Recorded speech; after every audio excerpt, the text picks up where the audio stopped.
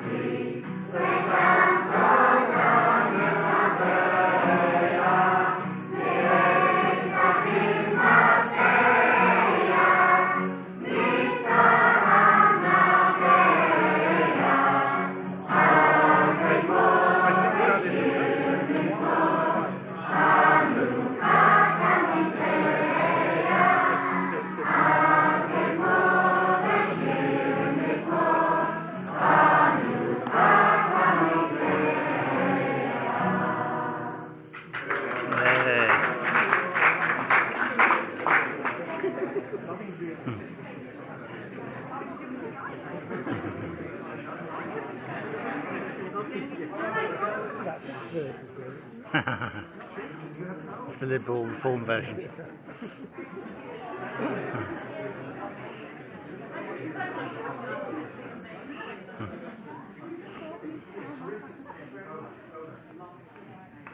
Can I ask you all to just say thank you to the children? I think boys and girls are being urged to go get your bus, but if they want to stay, I'd be delighted. Bye, boys and girls.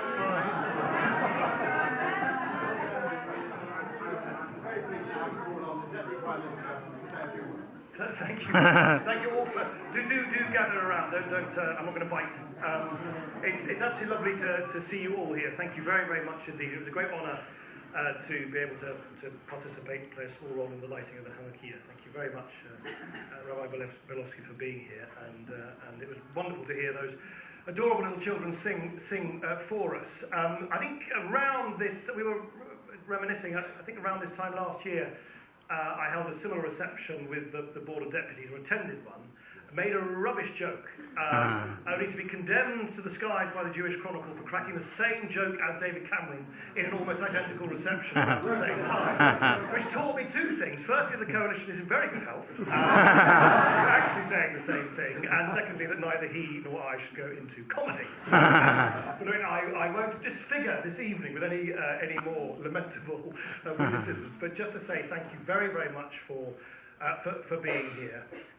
For someone who obviously does not follow the history of what Chanukah represents in the way that you do, I'm nonetheless sort of bowled over by the significance of the story of the resistance and the integrity of the Maccabees fighting for their way of life, for their beliefs, refusing to have beliefs or forms of worship imposed upon them by others, the miracle of the oil lasting 8 days. This is a wonderful, wonderful story for all faiths and none, and reminds us, and we do need to be reminded of the importance of the integrity of faith, of people not allowing others to disfigure or distort or misrepresent their faith for them, but for people to express their faith as they wish, in line with their own traditions and their own identities. And I think it is an extraordinarily powerful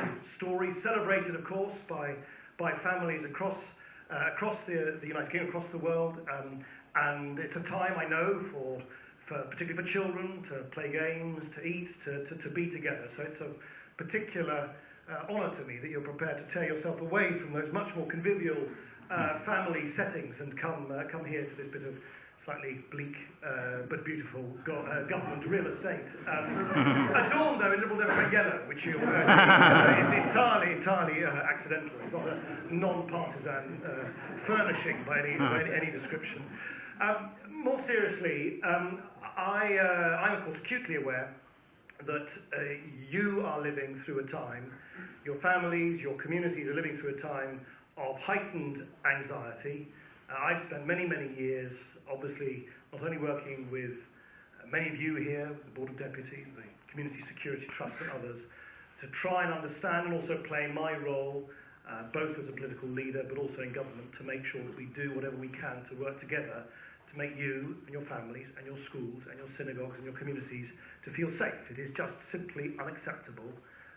Whatever the rage, the intensity of people's conflicting views for any part of our community, our diverse British community, to feel unsafe in their own homes, unsafe in their own streets. And that is clearly something which rises and falls, but it's certainly reached, I think, a peak of concern in recent times. And I just want to confirm to you that I will continue to do, as I always have done, anything I can to speak out against the politics of vitriol, of blame, of grievance, of hatred, of division, whilst, of course, defending at the same time the diversity, the raucous freedom with which we express different views and express our disagreements with each other. If we give up on the idea that we can't disagree with each other without toppling into violence and extremism, then we give up on the very idea of what a free democratic society is all about, and I will always work shoulder to shoulder with you in doing so.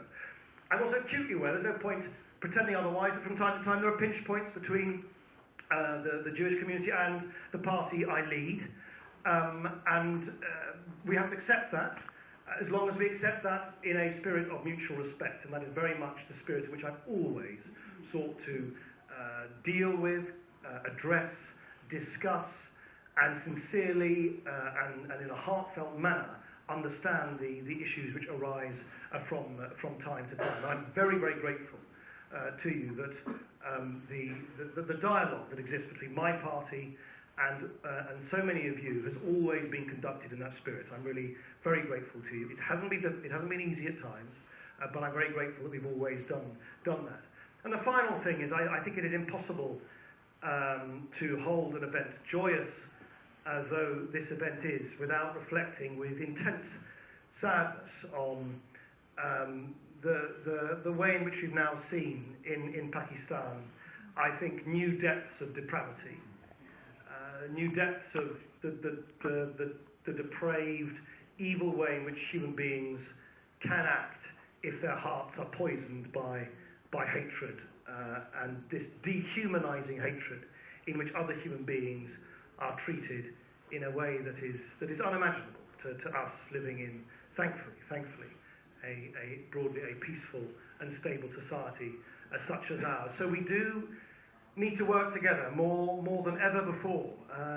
That level of violence, that level of vituperation, that level of dehumanizing blame and hatred is with us today just as much as it has been in the darkest episodes of our shared history. It of course only reaffirms and speaks to the need for us to remain vigilant, however prosperous, however free, however sophisticated our society may be. We must remember there is a darkness in the human heart which can emerge from time to time in different places, in different contexts, and in all communities, and we must all work together to make sure that instead the values of compassion, of humanity, of tolerance, and of openness one to the other is maintained. And the final point, and it is a faintly political point, it's not a party political point, but